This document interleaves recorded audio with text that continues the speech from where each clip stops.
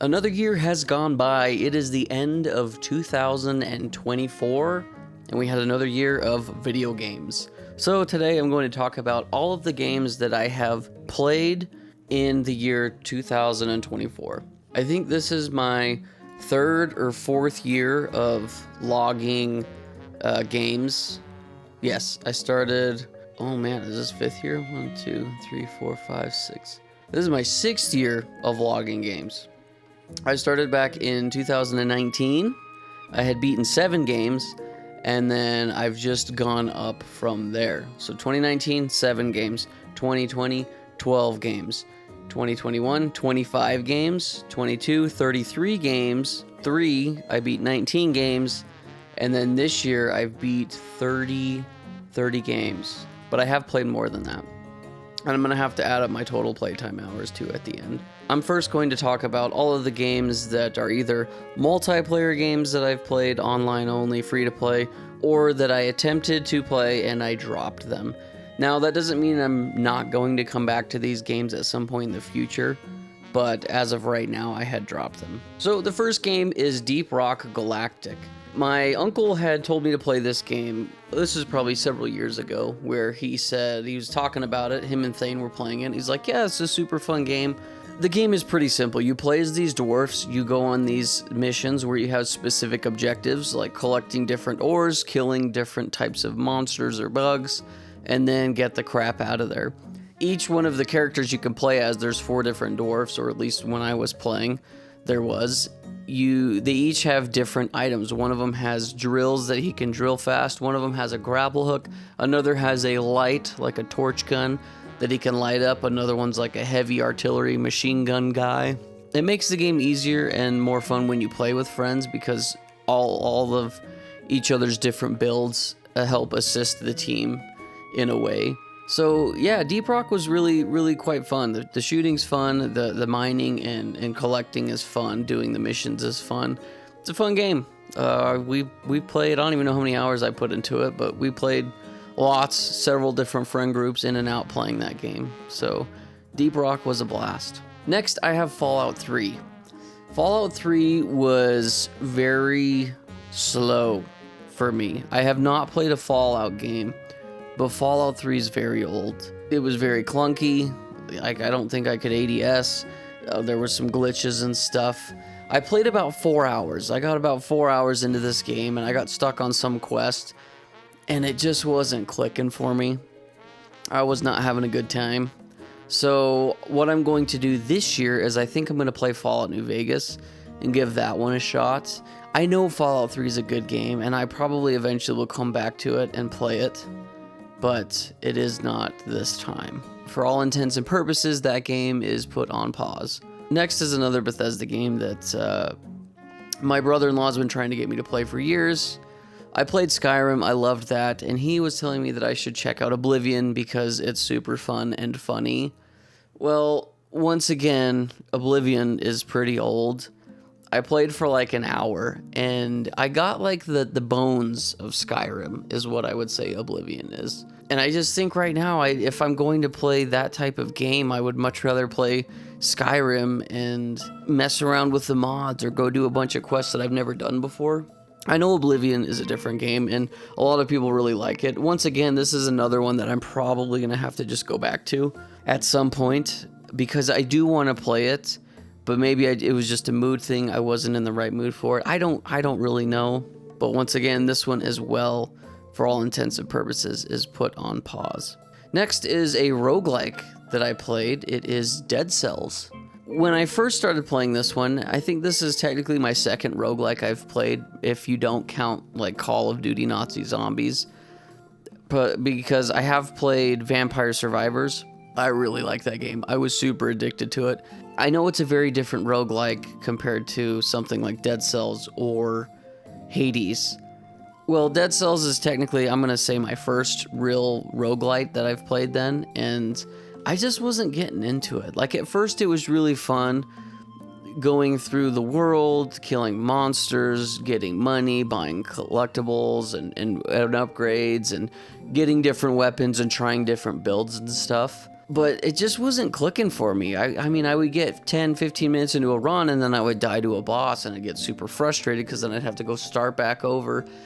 But that's kind of the name of the game. When you play roguelites, that's it. It's like, play the game, die a whole bunch of times, learn along the way, get collectibles, level up your character. Like, there are certain stats and things you can upgrade that carry over into each run. So I guess that's more considered a roguelite. But yeah, I don't know. Dead Cells just wasn't clicking for me at the time. But I have played Hades, and I'm going to talk about that later in the video, which has really helped me understand and like roguelikes. So I think Dead Cells is a game I'm going to go back to eventually. But for now, it's on pause. Next, we have Sonic and the Secret Rings. This is a terrible video game. It's like an endless runner, but it's not an endless runner. It plays like one, but there are levels. It's a Sonic game made for the Wii, and it is not fun. You tilt the Wiimote to control Sonic, moving him forward or backward or side to side, and it is just not fun. This is not a very fun Sonic game. When I was playing through it, I think I played like 3 or 4 hours, and then playing through it, I got stuck because the game wouldn't load. I don't know if it was my Wii or if it was the disc, but either way, I was frustrated. It was probably the worst Sonic game I've played up to this point, so don't play that one. Next, we have Remnant 2. I played this one with my brother-in-law. We played, I don't know, we put a good 4 or 5, maybe 6 hours into the game. And it's fun. Like, I was having a lot of fun with it, but we got to this cube boss, and this cube boss was such a turnoff because it was so frustrating and annoying, and we were stuck on it for like probably an hour or so, and then we just stopped. We stopped playing it. But this is a game that I do want to come back to and play. Like, it's a fun RPG with the boys. The combat's great, the leveling system's fun. I like the level design, the skyboxes are amazing. Like, Remnant 2 is a good video game, so we just put it on pause and never really went back, so I will go back to Remnant 2 eventually and play that. Next, we have Helldivers 2. Helldivers 2 exploded this year. It was pop culture. It was huge.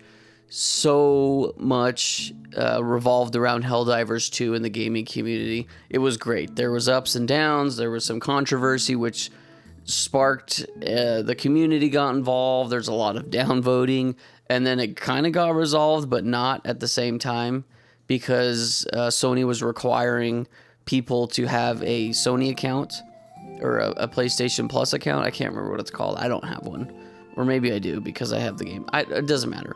They got rid of that, and then in some countries they just you can't play the game there. They just took it off the market completely.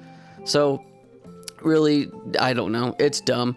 I love Helldivers, though. It's such a trip. It's a super fun shooter. The explosions are cinematic. There's so many times where you're playing this game, running from monsters, doing missions. Like, you'll call in a nuke, and then you have to type in the code for the nuke, and then you have to hurry and get out of there. And as you're running, you do an epic dive and turn and look backwards, and there's this massive cinematic explosion on this giant building that you just blew up. You can fight bugs, you can fight robots, and then they just recently this year, at the end of the year actually, during the Game Awards it was announced, they added a third faction, which is kind of like an alien zombie race, so that's cool. Me and the boys have been getting back into that. I think as of right now I have like 50 or 60 hours into Helldivers 2, and it's one of those games that just keeps on giving. You can jump in at any time, you can have a ton of fun, and then you can take a break too. So yeah, Helldivers 2, it's S tier. Amazing video game. Next, I played a game called Brotato. It's a survival roguelite game. It's very similar to Vampire Survivors, where you do a build and then you just see how long you can survive. I can't remember how many rounds it is that you survive. Like Vampire Survivors was time-based, but I feel like Brotato is it wasn't time-based, it was round-based. Either way, it's still fun. I was able to beat one run with it. It's kind of a brainless, turn your brain off and play this type of game. There's lots of upgrades, lots of unlockable characters, so you could literally put tons and tons and tons, 20, 30, 40, 50 plus hours into games like this. Like, I think Vampire Survivor I had 50 hours in, and that was just the base game. That's not even counting the DLC that has been released since then. But Brotato was fun too, and it's like for $5 to get this game and jump in and just play. I put about 12 hours into it, so it took me a while to beat my first run, but it was a ton of fun. Once you kind of get the hang of it and understand the builds, man, the game's a blast. Next is Risk of Rain. It might be Risk of Rain 2 that I played with the boys. It's another survival roguelite game. That was like my year. It was the year of roguelites. It's fun. It's, once again, another fun one to play with the boys. You're doing different builds, trying to complete the level, or the run rather. There's boss fights. There's tons of different monsters you can do. And a lot of these roguelites are very RNG. So they have procedurally generated maps, and I think the Risk of Rain 2 is also the same. But it's cool. Lots of different abilities. There's different characters you can pick. And it just changes up the gameplay. This is another game where you can jump in and put hundreds of hours in. It's also got really good freaking music. So yeah, Risk of Rain 2. I had a lot of fun with it. I'll probably keep playing that one. Next is my first mod. This is the 7 Days to Die, specifically the Darkness Falls mod. As of right now, 7 Days to Die is my most played game on Steam. I have over 200 hours in this game. It is so much fun. It's a survival game where you kill zombies. Like, you start in the world, you have nothing, and then every little thing that you encounter, every single item can be used in some sort of recipe to assist you on your journey. Because you have to eat food, you've got to drink water, you build stuff. You have to build a horde base because every 7 days there's a massive horde of zombies that comes and tries to kill you. I love this game. I've loved it ever since we first started playing it. It's so freaking addicting. The crafting is great, the scavenging is fun, the building is fun, the fighting is fun. The game has a nice balance of jank and charming creativity. I love it. We've played this game several times. There's not really a finish line, but there's a point where you have accumulated so many things, so many weapons. Like, you've got the highest tier of weapon, you've got infinite ammo. Essentially, you've built a super cool base that it's very difficult for enemies to get in. You have basically everything. You've kind of maxed out the progression of the game. Once again, not necessarily beaten, quote unquote beaten. We've done that several times. We have not done that with the mod though. The mod adds so many more elements to the game. There's more weapons, there's more crafting recipes, there's more cars and vehicles and things that you can craft. There's new biomes and massive cities. It is a ton of fun. There's more monsters too. There's like demons. We didn't even get to that point. We just scratched the surface with it, and I think we put like 20 or 30 hours into this Darkness Falls mod. So it's a ton of fun. We'll probably keep playing this one. If you haven't played 7 Days to Die, you should. I have made a video, not specifically on 7 Days, but I talk about it in the games that stole my life away. 7 Days is on there, so I have talked about it, but honestly, this game probably deserves its own video at some point in time. It's really fun. I like it. You should check it out. Next, we played Halo 4, me and the boys. We didn't actually beat it. I think we got, I don't know, 4 or 5 missions into it. It's just not fun, dude. Halo 4 is just not fun. I do not like fighting the Prometheans. Fighting the Covenant's fun, but I do not like fighting the Prometheans at all. They are not fun. They're bullet sponges. They zip around. There's nothing enjoyable about fighting the Prometheans. That was like my biggest complaint playing Halo 4 back in the day when it was first released, and it hasn't changed. So yeah, that is an L. I don't know. I like the story of Halo 4. I like the fact that it's a Halo game and I just want more Halo in my life. But man, this is just wrong. Not fun at all. The explosions are very lackluster. Every map that you play is like, press these 3 buttons to progress. So that sucks. I mean, it's very, I don't know, it just feels generic. Very cookie cutter. I didn't really have fun with it. Also, we learned that there's no cross-platform, so that's lame. So if you got the game on Steam, you can't play with people on Xbox. Next, we have Sonic Unleashed.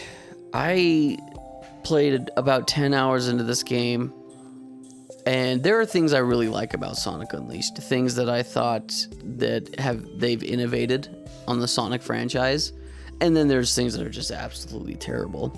I like how there's day stages and night stages, and then there's a hub world, which I'll talk about later, but the day stages are exactly what you want out of a Sonic game. It's Sonic going fast through very creative levels. That's all I want out of a Sonic game. I want to run across water. I want to run up and down buildings. I want to run from monsters or a volcano or whatever. So like the day stages in Sonic Unleashed are so good. It's probably the best Sonic has felt for me up to this point. For those that don't know, I'm doing a self-imposed challenge of I'm trying to beat every single 3D Sonic game, and it is a struggle. Like, Sonic Adventure 1 was fine, Sonic Adventure 2 was my favorite, and then we've just gone downhill from there. And I would say the Sonic Unleashed is like one of the better Sonic games I've played. However, the two things that I dislike about this game the absolute most, the Werehog stages are not fun. It's specifically the combat. The combat I do not like. It is not fun playing as the Werehog. The platforming is fine. Like, the fact that it's slowed down sucks because I'm playing Sonic, but it's fine. Like, that's not unplayable. But the combat, man, is just not fun. Like, you're just spamming buttons, doing button combos. And, like, there's a lot of combos you can do, especially if you continue to upgrade those stats, which, yes, they're like little RPG elements. There's sliders that you can upgrade, which I thought didn't really matter at first, but it turns out it does because my build was not balanced at all. I basically put all of my points into the combat stat instead of leveling up, like, my health and my blocking and my, your strength. Like, I don't know. It's just, I don't like the Werehog stages. I don't like them at all. But really, I could look past the Werehog stages if this weren't a thing. But you have to collect these medallions, the Sun and Moon medals, in order to unlock more levels. That I dislike. I want a linear Sonic experience where as soon as I beat a level, it unlocks the next one and I can just play it. I want to play through all the levels, especially the day levels. But what happens is you'll eventually hit a point where you have to have collected enough medals to unlock this stage. So if you don't have enough medals, then you've got to go back to either the day or night stages and play them. Well, a lot of the day stages either didn't have enough medals or you're going at the speed of sound that you can't even see the medals, and it's annoying to even try and find and collect. So you end up having to replay the Werehog stages to get enough medals, and that's just annoying. That's about the only redeeming quality the Werehog stages have, is that it's slowed down so you can just comb through the level and collect as many medals as you can find. But once again, it's just, I don't know, it wasn't fun. So the Sonic Unleashed for me is 2 steps forward, 3 steps off a cliff. So I like the day stages, I don't like the Werehog, and I don't like the medal collecting. The music's really good, and I love the day levels. I love the level design. I love running through them as fast as humanly possible.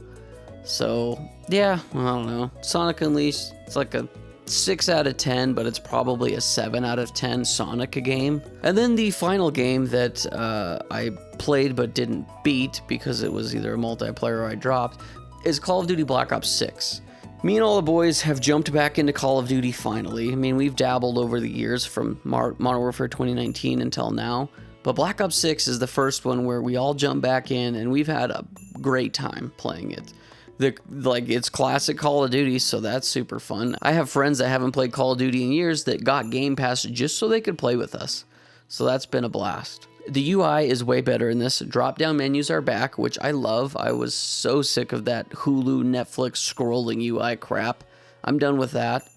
Drop-down menus are the way to go. Always have been. They got it right back in Call of Duty 4. The zombies is fun. I mean, it still feels like Call of Duty, but the game isn't a pain to open up. It opens up quick. The zombies feels good.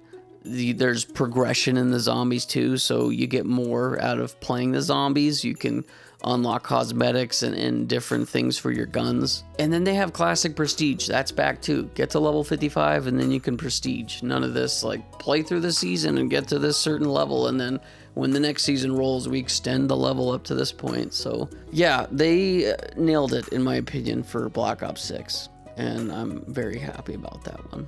And I'll probably be playing through the campaign sometime this year. Okay, now we are finally into the games that I have beaten for this year.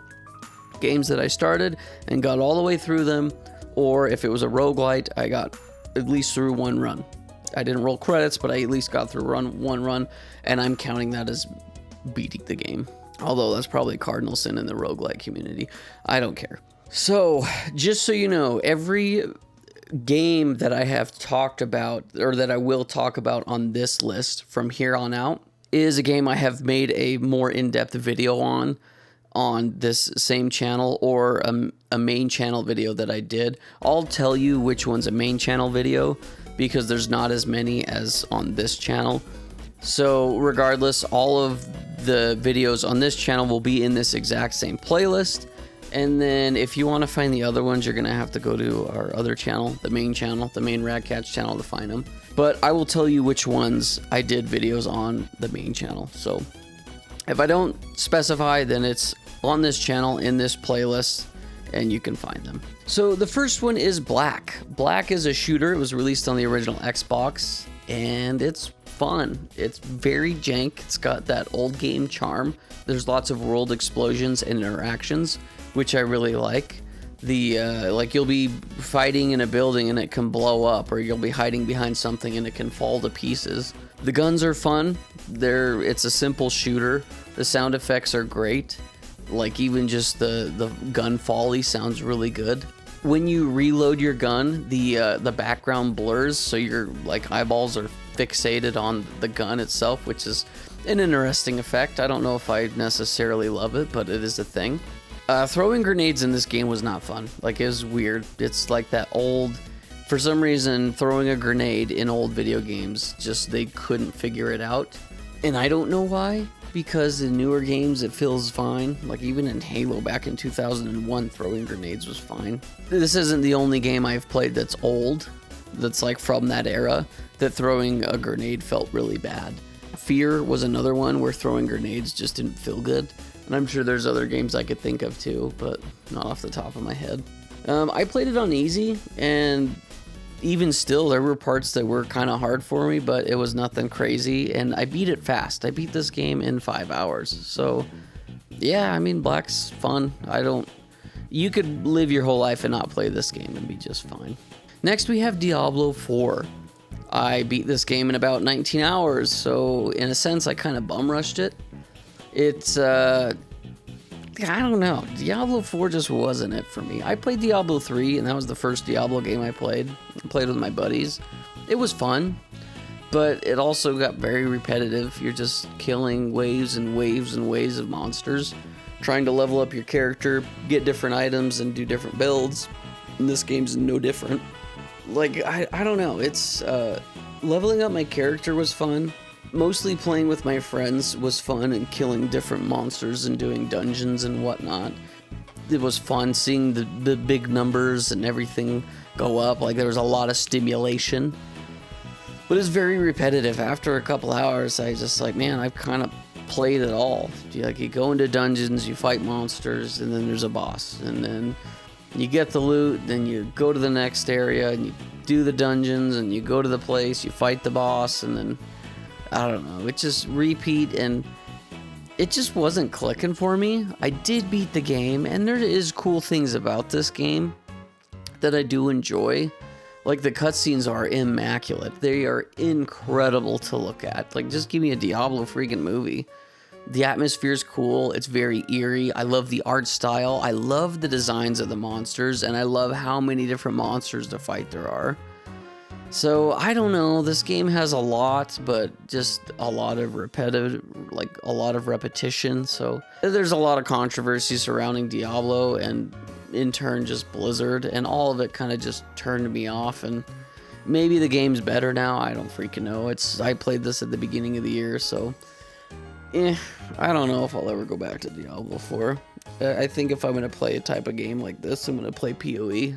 Next, we have Celeste. Celeste is a fun platformer that makes you feel like a badass, dude. Like, as you play the game, you get better at the movement. You start to understand it a little bit more, and then you're doing all of these precise platforming moves, and it makes you feel good. The music's great. The level layouts are dope. I love the mechanics. I love the dash jumping and the grabbing. I love all of that. There's even speedrun strats that the devs have implemented into the DLC that you actually have to learn in order to complete it.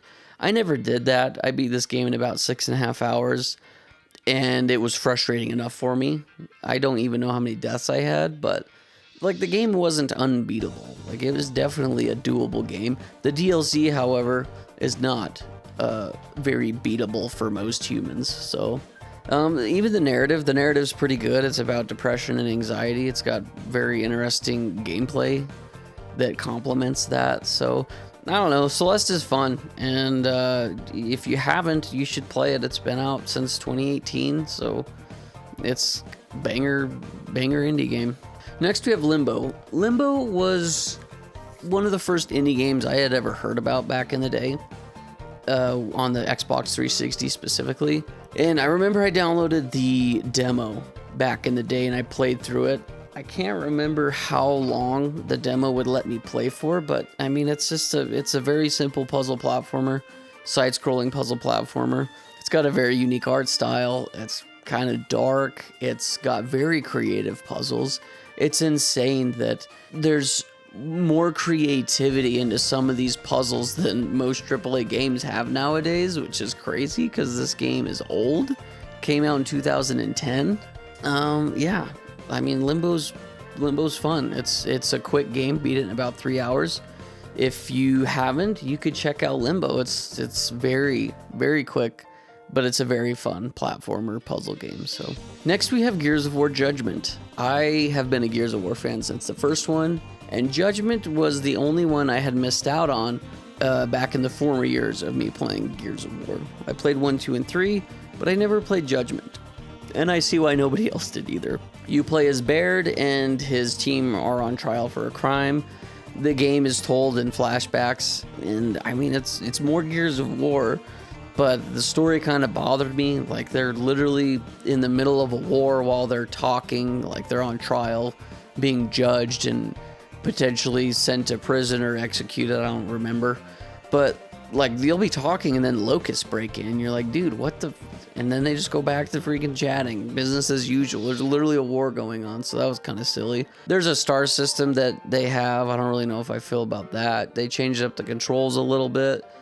I don't know. It was developed by People Can Fly and Epic Games, so it's the people behind Bulletstorm, which I've heard Bulletstorm is very good.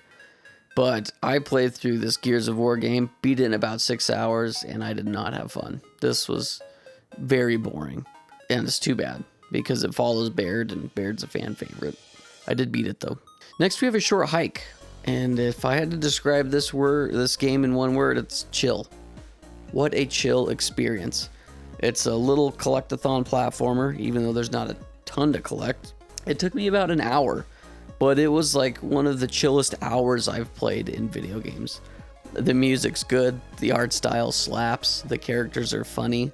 This game's just a straight vibe. I mean, you climb the hill, you can fly, you can talk to NPCs and do little side quests. Like, the whole goal is to get more of these feathers, which allow you, that's kind of like stamina. It allows you to climb or fly farther, and then your whole goal is to climb the hill. Like, you're trying to hike up the hill. So it was good. I liked it. Next, we have the Dead Space remake. This took me about 9 hours to beat. And this is my first Dead Space game I've played. I never played Dead Space back in 2008. I wish I would have. I don't know why I never did, because I love Resident Evil 4, and this game is very similar to that. But man, what a fun time. What a fun survival horror game. It's creepy. The atmosphere is great. The monsters are disturbing. You've got little baby monsters that you fight, and then you've got these big necromorphs with spikes, and then you have even bigger necromorphs that you fight, these dog ones that jump around. And what a creepy game. Like, it's a very well made game. I love it. There's zero gravity sections, which are kind of a mind F. So it's like total Resident Evil vibes. You can get upgrades for your character, for Isaac. You get different weapons, you can upgrade your suit, you can expand your inventory. There's tons of puzzles to solve and rooms and areas to go to, tons of different monsters to fight. There's a story there too that I'm not going to spoil. So it's, yeah, Dead Space it slapped. And I don't know if I need to go back and play the original. I'm not sure how much was changed, but I'm assuming that the remake is the better version, or I'm hoping at least anyway. But yeah, I don't know. Dead Space Remake, super good. I'm gonna play more Dead Space. I know that number 2 is supposed to be good, and then number 3 is supposed to be terrible, and I'm still gonna play that one too. Next we have Alan Wake. I beat this game in about 7 hours. Now, I did not like Alan Wake. I'm gonna be completely honest. I thought it was very jank. I didn't like the camera.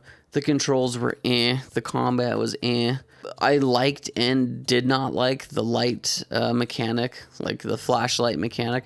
Collecting batteries was fine, and I enjoyed that. I liked how the light was your protector, but it also was like, I don't know, you have to shine the light on the character, on bad guys, to be able to shoot them.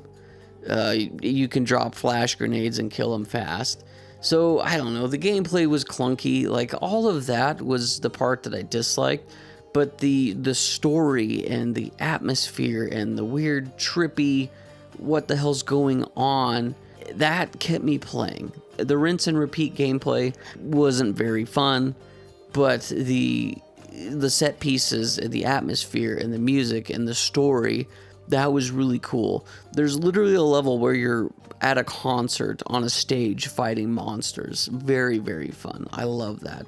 The story really is what kept me going. I wanted to know more about Alan. I wanted to know more about his wife, what happened, who's the creepy lady in the black dress, what is all this paranormal stuff going on. I wanted to know more, and that's what kept me playing through the game.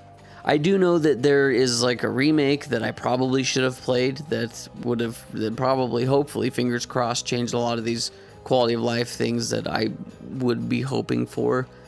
But the reason I wanted to play Alan Wake 1 is because Alan Wake 2 came out last year and everybody loved it. They praised it up and down, so I will play Alan Wake 2 probably this year. If not this year, then next.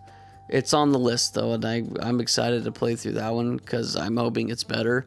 Once again, Alan Wake, the first one, it's not terrible. It's just old and clunky and wasn't for me. The gameplay I did not like, but everything else I did like. Next we have Dark Souls 3. This is one that I made. It's a big video that I made on the main channel.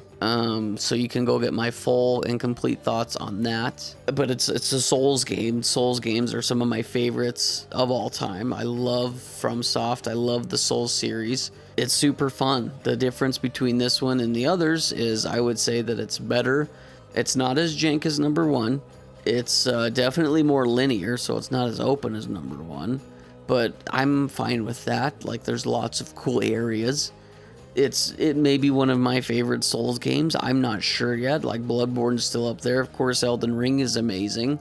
Tons of different bosses and weapons to choose from. Tons of different areas to go to. I didn't ever have any, like, horrible trouble fighting anyone. I think Pontiff might have been the hardest boss that I was stuck on. Maybe some of the DLC bosses, I don't really know. I never beat Dark Eater Midir. I did beat the Nameless King, although I had somebody help me. There was some random person that I summoned that helped me beat him, but I feel like I probably could have beat him by myself. I beat the other DLC boss. I can't remember what his name is. He's the guy that walks around on his legs and one arm and has a big sword that he swings around. He was a fun boss fight, so it's a fun game. Like, Dark Souls 3 slaps. I know a lot of people said it was too easy, but I think that's silly. If one of these Souls games is too easy, then just do a self-imposed challenge. Don't press the heal button, if that's the case. Punch the enemies, I don't know. Do consumables only. Beat it with a broken sword. I don't know. I think Dark Souls 3 is amazing, and it may be one of the best Souls games. It's very polished. And I beat that one in about 28 hours. Next we have the Xenoblade Chronicles 3 DLC. This was a hoot and a half. Xenoblade Chronicles has quickly become one of, if not my favorite, video game series of all time. I am convinced that Xenoblade Chronicles 3, this DLC specifically, may be the greatest, most perfect game ever made as far as like the game mechanics, the story, the music, the atmosphere. Everything works so well together and is borderline perfection. I don't even know if I have any complaints about this DLC expansion. If you've played all the other games and then you play this DLC, it's fantastic. It brings back old characters. It expands more upon the story. I mean, I think this game in and of itself, the DLC, is a masterclass in rewarding the player and giving incentive to do things like exploring, collecting, and fighting monsters. Everything you do levels up your character and serves a purpose. I loved every second that I spent with this. I love the story. I love all the throwbacks to previous games. I love that it sums up a lot of lore that I didn't really understand. It's just great. Like, the Xenoblade Chronicles series may be one of those games that I will die on the hill of. Everybody should play this before they die. They are that good. Xenoblade 1, 2, and 3 and all their DLCs are amazing. You should give them a shot if you have not already. And this is definitely a series I'm going to be replaying. I think I might even be replaying the first game this year. I mean, I'm almost certainly going to be replaying the first game this year. Yeah, I love the Xenoblade Chronicles series. I beat this DLC in about 21 hours, which is another amazing thing about these games, is like even the DLC are full-length games in and of themselves. So next we have Halo 3. I have so much nostalgia for Halo 3. I love it. It was the game that really got me turned on to multiplayer games and Xbox Live specifically. I played it when it first came out back in the day. I played a lot of it with my friends and family. I played a lot of it with my dad. And this time playing through it, I played through it for another main channel video. I did a rewind episode, which is kind of like my trip down memory lane nostalgia videos that I do. And I did one on Halo 3. I love Halo 3. It's one of the most nostalgic games that I have and play quite frequently, and I will continue to do that. Halo 3 is pure chaos, and I love it. I played this time 4-player online with my friends, and it was great. It's a fantastic game. It's a great cap on the trilogy of some of the gaming's greatest. So next we have BioShock 2. I beat this in about 7.5 hours. I think BioShock 2 is better than BioShock 1. Now, I don't know if the story's better. The twist in number 1 is definitely really good. But I think from a gameplay perspective, this one was a lot more fun for me. Although it still feels jank, it wasn't as jank as number 1. The shooting is fun. I loved all the different power-ups and abilities. Leveling up your character's really good. Leveling up your weapons is great. The world design is really freaking cool. The atmosphere is creepy and eerie at times. I love the set pieces. I love the 1950s underwater city of Rapture. It's freaking awesome. I don't know if this is Rapture. I think it's Rapture. I don't remember. But in this one, you play as a big daddy, and you kill other big daddies. You have to save the little sisters, or you can kill them. Choice is yours. You fight big sisters, which are super quick and wild and crazy to fight. The world design of BioShock is amazing, and it's so unique and very creative. And once again, I think I like this one better. I still don't know how I feel about audio log storytelling, just because sometimes you'll be in the middle of battle, or you'll pick up an audio log and turn around and you have to fight something, whether it's a turret or an actual splicer. It's kind of annoying, and then you miss things. You can go back and replay audio logs, but nobody does. So I don't know. I love it and hate it. It's immersive, and I like that, but it can also be annoying, and I don't like that. Next we have Walking Dead Season 2. I beat this one in about 9 hours. This is the Telltale game series. I really enjoy them. I love the drama. I love how your decisions affect the game. I love how you don't have that much time to make decisions sometimes.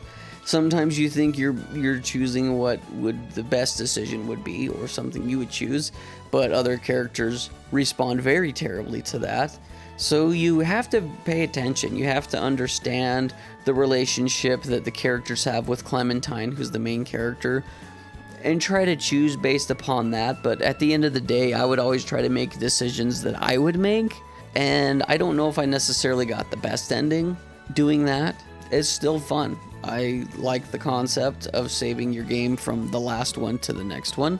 So decisions you made in Season 1, if you use the same save file or profile, carries over to Season 2, which is super cool. The story's great. The characters are well written in a sense that some of them you dislike and others you really like. And one thing you'll just have to come to accept with these types of games, or at least The Walking Dead specifically, freaking everybody dies despite your best efforts to save people. The story's very dramatic, and I'm down for that. It's borderline a teen drama at times, but it's cool. It's fun. A lot of the chapters leave you on cliffhangers, and it just makes you want more. So I'll be playing Walking Dead Season 3, although I've heard it's not as good from some, but I've heard it's pretty good from others. So next we have Mario Galaxy, which this is another one I did on the main channel.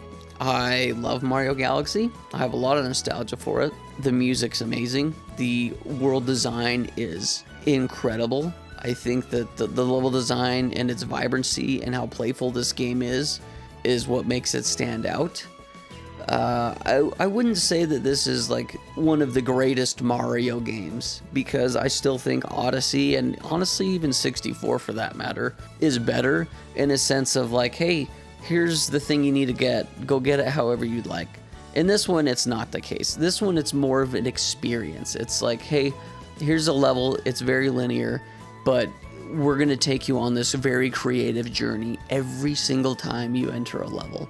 You can enter a galaxy, and it's got 3 or 4 or 5 different stars, and each time you pick one of those stars, you're going down a completely different path to find one of those stars. Now, it's not always the case, because there are stars that are gathered taking a similar path, or there's like the comet stars, which are challenge based. But regardless, like, that is what Mario Galaxy is it was incredibly innovative. It uses gravity in such a weird, cool way, and it's very, like, it is just an experience. That's how I would describe Mario Galaxy. Like, the hub world is so good too. The music is fantastic. Just listening to the Comet Observatory music makes me happy on the inside. So I beat Mario Galaxy in about 12 hours. I did not 100% it, but it might be one I go back to eventually, because it is on 3D Mario All-Stars. But yeah, I already made a video on the main channel talking about this one that you can go check out. Next we have Red Dead Redemption. This was the first Rockstar game I've ever played and beaten, pretty much. Like, I've dabbled in GTA 5 and I played a little bit of Red Dead Undead Nightmare back in the day, but this is the first time I've sat down and played through a Rockstar game, and it was fantastic. Red Dead Redemption's awesome. I love the Western vibe. I love the voice acting. I love the story. I love the open world, the old Wild West. That's super cool. I love doing the side quests, and I love interacting with the world. I liked the main story as well. John Marston trying to find the old band of gang guys he used to run with. Pretty fun. A lot of the characters you meet along the way are cool. You end up going to Mexico and meeting a cool guy there. You get different guns and weapons. You can gamble. You can play cards. You can do all sorts of different stuff in this game. You can go hunting. There's a Bigfoot side quest that you can do, which I did, and it turns out it was kind of sad. You've got the Red Dead Redemption Deadeye, which is super cool. That's very iconic when it comes to this game. Riding horses is fine. It wasn't like the greatest, sometimes a little clunky controlling your character. I started doing all the side quests in the beginning, but about midway through the game, I just wanted to know what happened in the main story, so I kind of just stopped doing side quests. So I beat this game in about 15 hours, but it's fun, man. Red Dead Redemption is very good, and I've only heard good things about the second one, so that will be something that I jump into this coming year. I also played Undead Nightmare. I mean, it's more Red Dead, except you're fighting zombies. It's got a goofy story that it doesn't really take itself serious because it's not canon. So next we have Deltarune Chapter 1 and 2. I beat both of these in about 7 hours combined. Deltarune is I don't think it's a direct sequel. I don't even know if it takes place in the same universe as Undertale, but it is the sequel that Toby Fox has made to Undertale. It is so good, dude. Like, this is such a fun time. I loved Undertale, and I was so glad when I learned about Deltarune Chapter 1 and 2, and I think Chapters 3 and 4 are slated to release sometime this year, maybe even 5 too. I know that he's working on all of them sequentially, or I mean, he's working on Chapters 3, 4, and 5 at the same time. But this is fun. Like, this is such a fun game. Undertale was such a unique experience, and Deltarune just kind of builds upon that, where you've got turn-based combat, but it also turns into a bullet hell at points. You can kill the enemies or spare them. The same exact thing as like Undertale. There's lots of different creatures and characters to fight. There's lots of different bullet hell things that you're going to see and kind of navigate through, which is such a fun part about these types of games, or at least the Toby Fox's Undertale and Deltarune 1 and 2. It's very fun. The game right now is free to play. You can play Chapters 1 and 2 for free. I think eventually you'll be able to buy the full game of all the chapters together. But it's another fun thing where the chapters roll into each other. So like your save from Chapter 1 carries over to Chapter 2. Pretty fun. Like it's just a fun game. The music's awesome. The fact that Toby's doing for free, that you can play Chapters 1 and 2 for free, is really cool. I love the art design. I love the world design. I love the style. It's just great. Like, this game's just charming. So characters are great, very well written. Next, we have Super Mario RPG, the remake. This game is like baby's first RPG. I didn't love it. It was fine. I don't know. It's very basic. You've got your simple upgrades that you can do. You can upgrade your health, your magic, or your strength. You can have different weapons that characters use. Some of them are pretty goofy, like a weapon that Bowser can use when he joins, which I think this is one of the first games where Bowser's actually on your team. Like, you can play as Bowser. He's a quote-unquote good guy. But one of his weapons is he actually just throws Mario, which is pretty funny.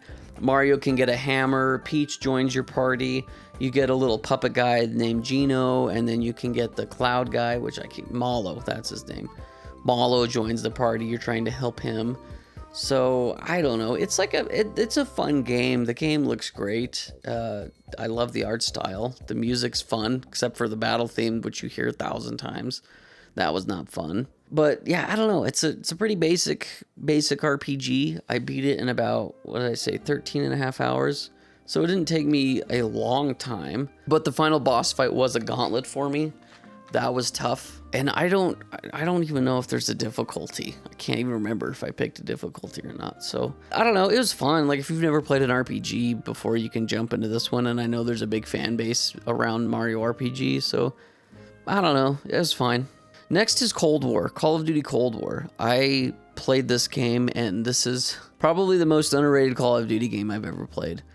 The story's amazing. There's tons of different levels that are very creative, that I've never experienced in a Call of Duty game before. Like, one of my favorites has you infiltrating a Russian base. You're undercover going through a Russian base. That's super cool. It's set in like the 1980s. Super cool. I like that aesthetic, but the best part for me is like the classic Call of Duty gunplay, but also going into like the multiplayer specifically is the UI. As silly as it sounds, I love the fact that they have drop-down menus. It is so clean. I hate the freaking Hulu crap. I've already talked about it earlier. I hate the Hulu crap, so I love the drop-down menus. And I am blown away that not a lot of people have talked about Call of Duty Cold War. I think, once again, this is one of the most underrated Call of Duty games in recent times.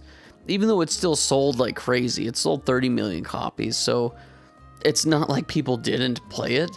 But I just didn't really hear about it. Nobody really talked about this game. I had a few friends that picked it up on release, but like, that was it.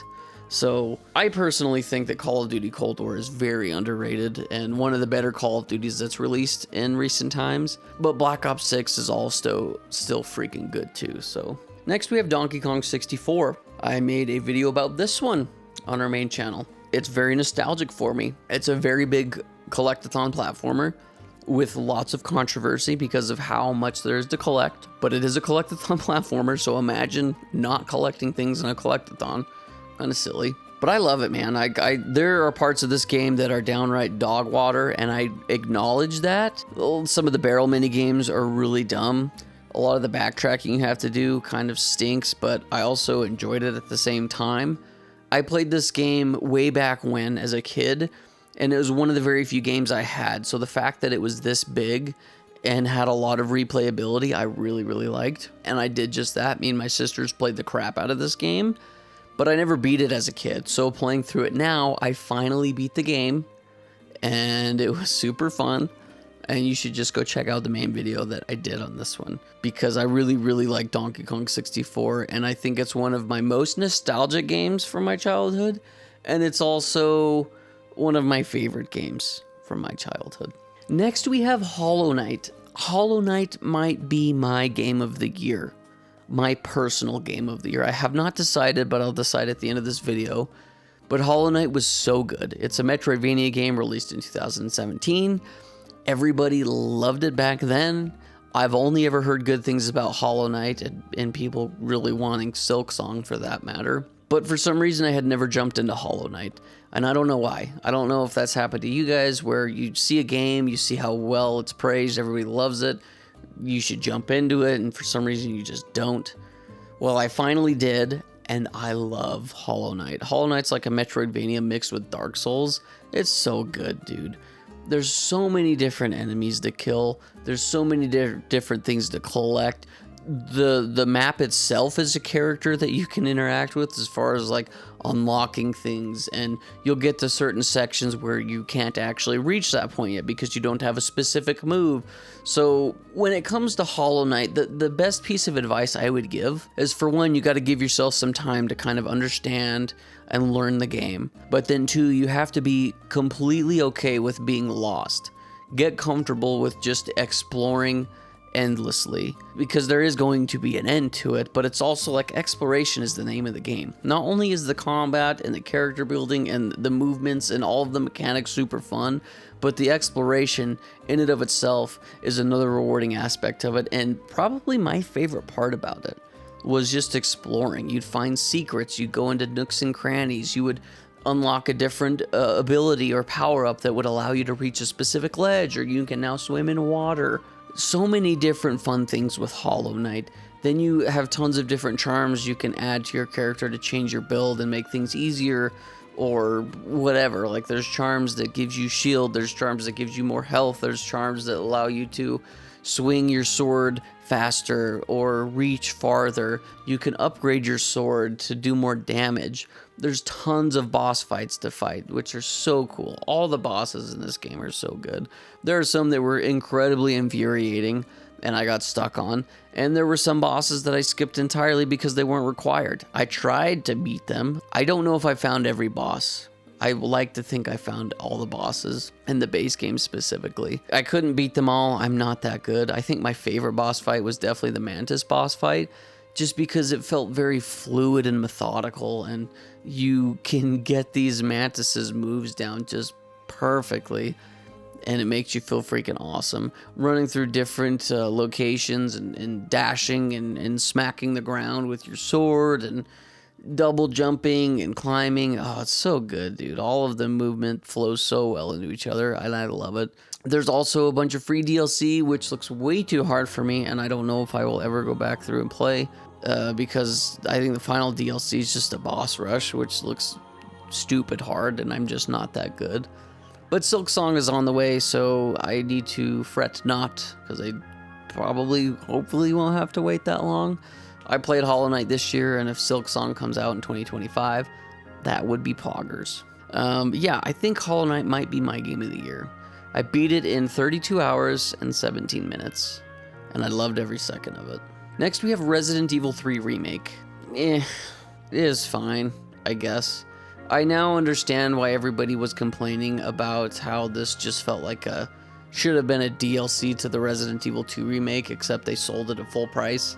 I beat it in about 6 hours. It was fun in the beginning, and I love the puzzles and the looting. I love the basic Resident Evil gameplay. Nemesis kept showing up, however, and that was incredibly annoying because you can't kill him. You literally just have to run from him, and there's always things that get in your way. There's other zombies that get in your way, and I died several times. Like, Nemesis would literally smack me into another zombie who then would finish me off by biting into my neck. The combat was fun. I hate Nemi-chan. He was a freaking annoying, but I mean, it's kind of the point of the game. But I also understand, like, I never played Resident Evil 3, the first one, so I don't know. I don't think that game was very big. I think it was like a 3-hour game if you knew what you were doing. Maybe 3 or 4 hours. I don't know. I don't remember. Either way, though, like, I understand why people were upset with this. Like, you literally go into the police station again, where you spend all of number 2 there. You go into the police station again in number 3. So I get it. I get the complaints. I understand why people were upset. I have not done a video on this one yet.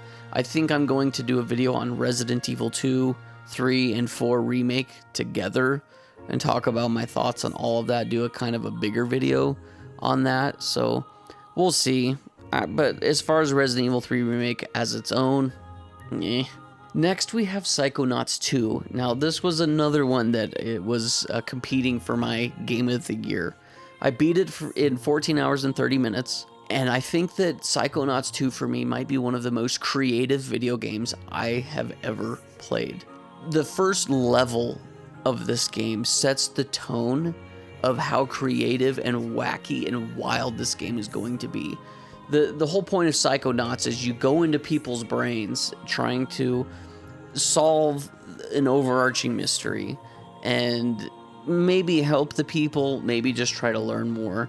When you go into people's brains, like the world that you're in changes. You go from the first level is you're in a dentist's brain, so you're jumping on floating teeth and going through gums and seeing the insides of mouths, and it's super wacky and wild. There's a campground level where you're hanging out with your family and get more backstory on that. There's a world of hair. There's like a 1970s Pink Floyd level, which was so cool, and I loved it. Jack Black is actually he plays a character in this game. The characters are so good. I love Raz. I love his family. I love all the different characters that you interact with. It's so good. I love the hub world. You're in the giant mother lobe, which is like the Psychonauts headquarters, but then you could go outside of that and there's more of a hub world to explore. You can level up your character, you get different power-ups and different abilities. The music's good. The writing is so clever. There were so many times where I'm playing this game and the characters will say some weird funny one-line quip that would just make me laugh. Every character has so much personality. Like I said, we get backstory on Raz and his family. We learn about the main villain and how she's tied into all the different characters. The boss fights are super fun, and as you keep playing the game, it's kind of a whodunit, so the story just keeps you going. But then on top of like how good the story is, you've got this incredible gameplay loop of collecting and platforming and literally just enjoying and exploring these wacky and wild and incredibly creative worlds. So Psychonauts 2 is one of those that I think more people should play for sure, and it may be my game of the year. We got a lot. I played a lot of bangers this year. That one's up there. Next, we have GTA 5. This is another game that I did a video on, and it took me this long to beat GTA 5, well, to even sit down and actually play GTA 5, and I'm glad I finally did. GTA 5 is awesome. I'm glad I waited till I was an adult to play it, because it is an incredibly violent and dark video game. Man, GTA 5 is such a wild ride. I now understand why not everybody, but most people would say this is one of the greatest video games ever made. And I tend to lean that way. I think it may be one of the greatest video games ever made. Super fun. The story is wild. The missions that you do are so creative and incredible. I love the driving. I love how this game is just a complete satire on life. The shooting is super fun. There's so much to do in this game, and it feels more like a simulation than just a video game. And yeah, I understand why people think it's one of the greatest games of all time.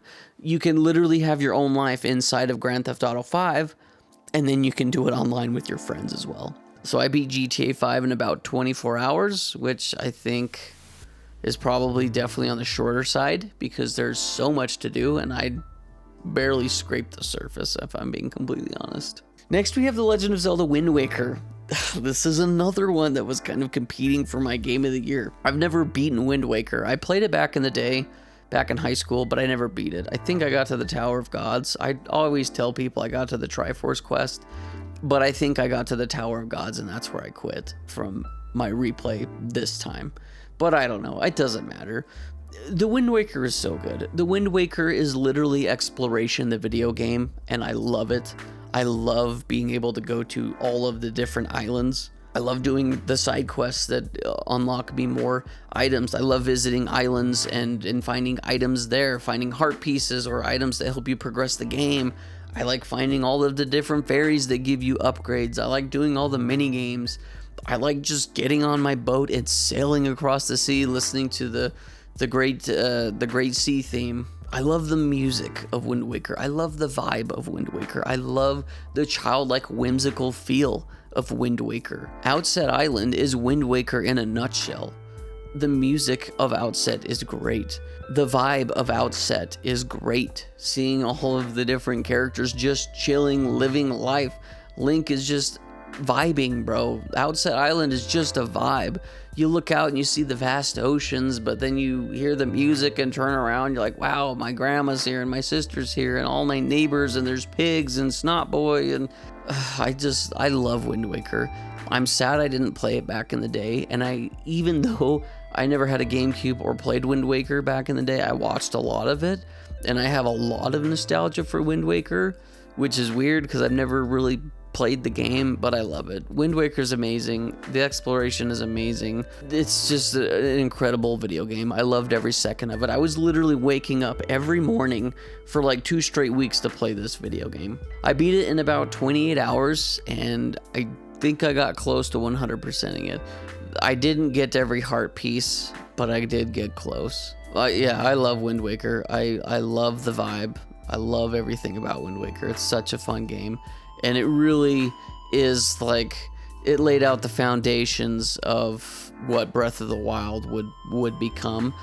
And maybe a lot of other open world games for that matter. I'm not sure how much influence Wind Waker had. Also, people that thought the art style was dumb back in the day are silly because this art style has aged like a fine wine. It looks incredible today. It will look incredible in 50 years. The Legend of Zelda Wind Waker is amazing. And that's also I did a video on Wind Waker on our main channel as well. Next we have Pikmin 3. This is the first Pikmin game I have ever played, and it was fine. Like it's a puzzle game. It's a little puzzle game. I beat it in 6 hours, so it wasn't very long. The kind of the gameplay of it is you have all these different Pikmin that have different abilities. Some of them can be in water, some of them fly, some of them you can throw higher, some of them are fire resistant. Different Pikmin fight better against different monsters. There's these rock Pikmin that you can throw at ice to break the ice or glass, I'm not sure what it is. So you're solving puzzles that way, and kind of the main meat of the game is finding all of these different fruits, which you need fruit to live because you're an astronaut guy, kind of stranded, and every day you consume a fruit juice, so you need to collect fruit each day so you can replenish that because you only have a certain amount of time on each level in each day. I mean, I think you can spend as many days as you want until you progress the main story, and then you can go to the next mission, although you can replay missions if you want. But the game's not very long. Like I said, the meat of this game is finding the fruit, ironically, is just finding all the different fruits, and like it's fun. I found a lot of fruit. I was not hurting for fruit juice at all, ever, like ever. So I don't know, it was fine. I'm not in love with Pikmin. Like Pikmin 3 did not make me fall in love with this game or the series by any means. As far as the day mechanic goes, like the time limit, it was kind of a bummer, but like it didn't really matter at times either. Basically, when the day's almost up, you need to bust your ass back to your spaceship so that you can put the Pikmin back in their ship or they will die. If the Pikmin are out during the night, for some reason they die. I'm assuming just all the monsters eat them. It's probably explained and I either skipped it or just don't remember. So yeah, I don't know. It's a short game and I'll probably play other Pikmin games, but I'm not chomping at the bit to do it right now. Next we have Ori and the Will of the Wisps. I beat this game in about 12 and a half hours, and this game is incredible. I love Ori and the Will of the Wisps. I played the first game last year and I loved that, and this game just made me love the series even more. If I had to describe Ori in one word, I would say flow. This game flows so well together. It's a Metroidvania game, Metroidvania platformer, where you're exploring the map, you're trying to unlock new abilities and power-ups that allow you to get to different parts of the map. You collect a lot of things along the way. There's side quests, there's different power-ups and abilities you can buy. You can find more health upgrades and magic upgrades. You get different power abilities, different attacking abilities, and different platforming abilities. And honestly, my two favorite parts about this game is exploration. Once again, the map is just awesome, and going through the map and finding different things is so much fun. So much fun just exploring. But the other part that I loved is once you master the platforming, like you'll unlock a new ability and then the game will take you on this chase sequence where you're running from either the map is like blowing up or you're running from a big monster, and you do these chase sequences where you have to chain all these different moves together, platforming through the area, from doing dashes to double jumps to you have a grapple hook or you're going through sand. It's so good. I love these chase sequences. They make you feel so freaking good. They make you feel like a total badass. Ori is amazing, man. Like the Will of the Wisps is so good. If you haven't played this one, you should. There's tons of different boss fights. The entire vibe of this game is incredible. The music is amazing. Every freaking scene that you lay your eyes on is so good. The background art's awesome. The foreground art is awesome. The characters are cool and funny and charming. And man, I love this game. I love everything about this game. I don't know if there's any complaints that I even have. Like I loved this game all the way through. Next we have Elden Ring co-op mod. I mean, I played through all of Elden Ring and the DLC for that matter with my friends. What a blast. Playing through the seamless co-op mod was insane. It brings new elements to this game. It's almost like an entirely new game. I mean, it does break the game playing a co-op. I will not deny that. It definitely does. But it adds another element to the game that's so much fun. It almost feels like an MMO at times where we're fighting bosses and we're all playing alongside each other, leveling up and doing different builds. And if you haven't played Elden Ring, you should. And if you have played an Elden Ring, but you haven't played the co-op mod and you own it on Steam, you should. It's free. Super fun to play. I loved the DLC. I thought the DLC was great. Once again, I did play with my friends, so I didn't truly beat it by myself. I need to, and I probably will eventually. Even though it was incredibly hard with my friends, I'm sure it's going to be incredibly hard by myself. But I love FromSoft games. I love Elden Ring, and playing this with my friends was just a dream come true. So it was a bit buggy, but the bugs did not deter us from continuing to play together. So it's great. And finally, the last game that I beat this year is Hades. Now, I didn't really understand roguelites up to this point, and I knew that Hades was a game that I've always wanted to play. Everybody's always told me that I would like it. It's definitely a Sky game. I'm like, okay, well, I need to give it a shot. And it's definitely a Sky game. Like, Hades is freaking awesome, dude. I loved Hades so much. I loved the gameplay. I finally started to understand roguelites because of Hades. Like, dying and retrying is the name of the game. And with roguelites, you have to just accept that. Like, you can get 25, 30 minutes into a run and die and then have to start over. And that is what it is. At least with these roguelites, there's lots of things that carry over. You can collect things in each run that can level up your character permanently, that helps you get farther and farther in the next run. You can level up your character. You can unlock new charms that give you stat buffs. You can upgrade your weapons there's like this game, after you I beat my first run in 11 hours, was how long it took me to beat my first run. And then the game opens up even more, as if there wasn't already enough to do. There's lots of different collectibles that you can get. It's literally an interior designer game at one point, where you can start getting these different types of materials that you can upgrade the hub world. You can change drapes or flowers or clean up different spots that your dog Cerberus had destroyed. So there's lots of different things that you can do, but I want to specifically focus on the roguelite part of it, because that was the part I was struggling with prior to playing Hades, and it's the part that I now understand, like being removed from Hades now. It's so good. So freaking good. Like, I get it. I understand the challenge behind it. I understand the appeal behind it. And death didn't feel as bad. Like I said, I'd get, 15, 20 minutes into a run, and then I would die to a boss. And then I'd get back to the hub world and be like, well, there's lots of these different characters that I now can talk to that's going to progress the story. I can upgrade my character. I can buy different things. I can look around, and it was just really well made. Like, this game is fantastic. Like I said, I put 11 hours into it, and I just scratched the surface of what this game has to offer. So Hades is fantastic. The music is great. The art style is awesome. The gameplay and combat is phenomenal.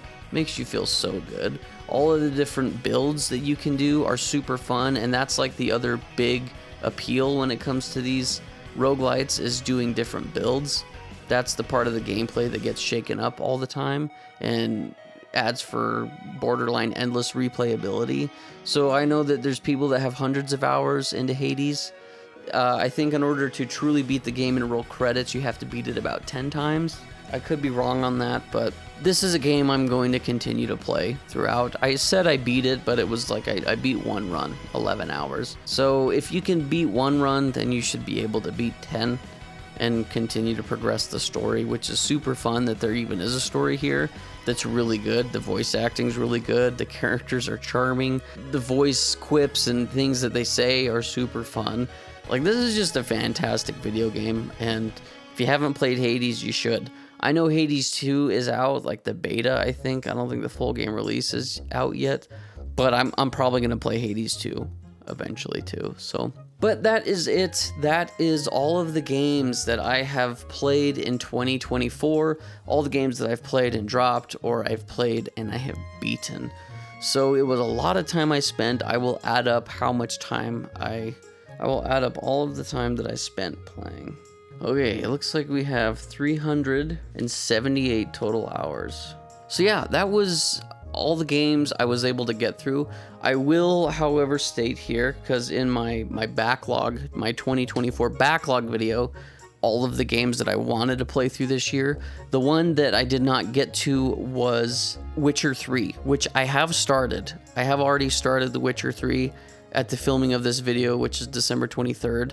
I don't know when this video is going to go out, hopefully before the end of the year. I have started The Witcher 3, and I'm 20 plus hours into it, and I love it. I love The Witcher 3. I can already tell that this may be a 100-hour game for me, and I'm super stoked. I'm loving every second that I'm spending in The Witcher 3, but I am going to be putting that on my 2025 Games Beat video. So, but that is it. Those are all the games that I have played this year.